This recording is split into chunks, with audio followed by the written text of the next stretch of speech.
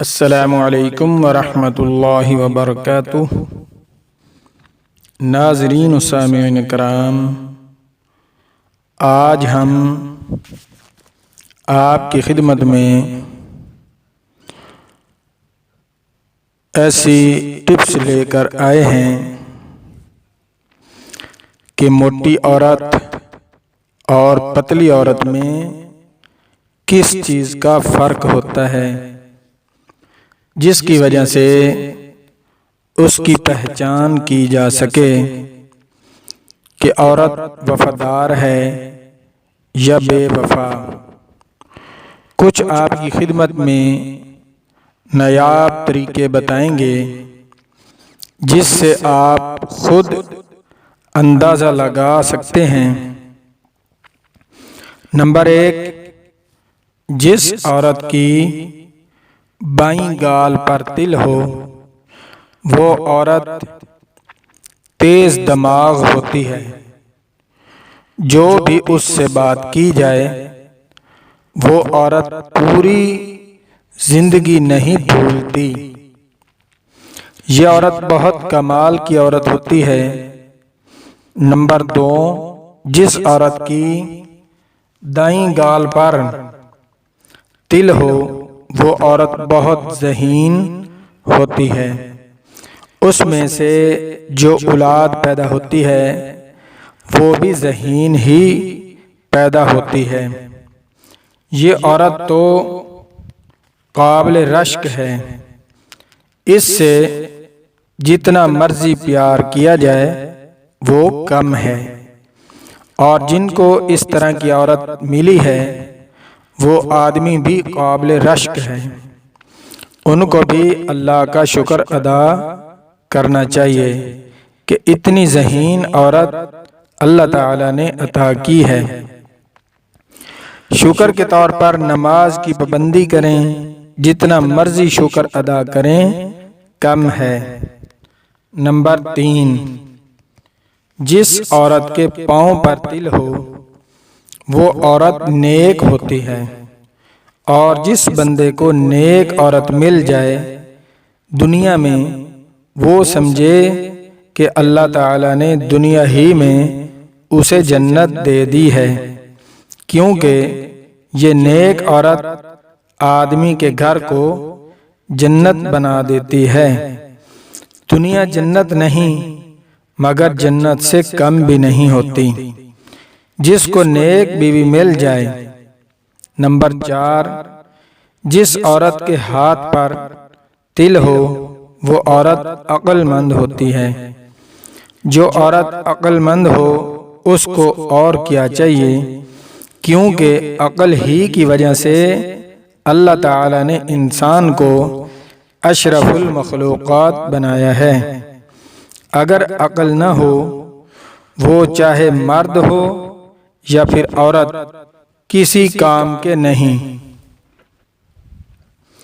ان کو بھی اللہ تعالیٰ کا ہر وقت شکر ادا کرتے رہنا چاہیے کہ اللہ نے عقل تو دی، اگر عقل نہ ہوتی تو پھر پتہ نہیں ہمارا کیا حال ہوتا۔ نمبر 5، جس عورت کے ہونٹوں پر تل ہو وہ عورت کشش والی ہوتی ہے، دور سے اس کی کشش معلوم ہو جاتی ہے، معلوم کی جا سکتی ہے، اس کی بھی جتنی تعریف کی جائے وہ کم ہے۔ نمبر 6، جس عورت کے ماتھے پر تل ہو وہ برکت والی ہوتی ہے۔ یہ عورت جہاں مرضی چلی جائے رنگ لگا دیتی ہے۔ مثال کے طور پر اگر غریب بالکل غریب کے ساتھ اس کی شادی ہو جائے تو وہاں ایسا رنگ لگ جاتا ہے کہ ان کی زندگی بدل جاتی ہے، گھر میں ہر وقت خوشیاں اور رونقاں لگا دیتی ہے۔ جس کے ساتھ اس طرح کی عورت کی شادی ہو جائے اس مرد کو بھی اللہ کا شکر ادا کرنا چاہیے۔ اس عورت کو تو ہر وقت اللہ کا شکر ادا کرتے رہنا چاہیے کہ اتنا نیک بخت اللہ نے بنایا ہے۔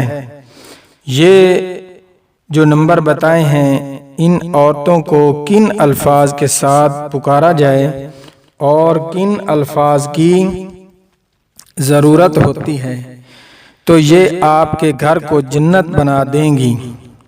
اگر عورت نے کھانا پکایا ہے تو اس کی تعریف کر دیں کہ آج بیگم کھانا بہت اچھا بنایا ہے، مزہ آ گیا۔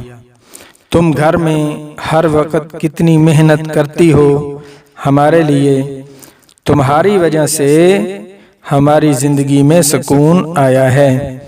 یہ جو تم نے آج کپڑے پہنے ہیں یہ تم پر بہت اچھے لگ رہے ہیں، ان کو روزانہ پہنا کرو۔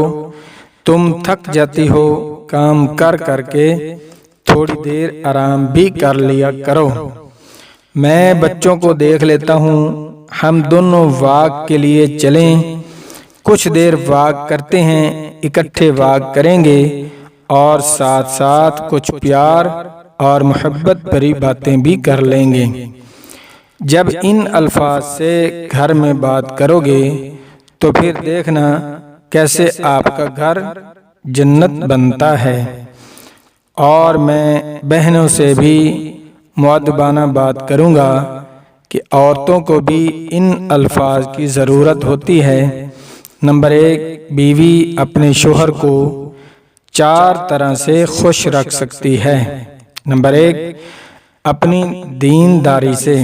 نمبر 2، اپنے اخلاق سے۔ نمبر 3، اپنے معاملات سے اور اپنے حسن اور بناؤ سنگار سے۔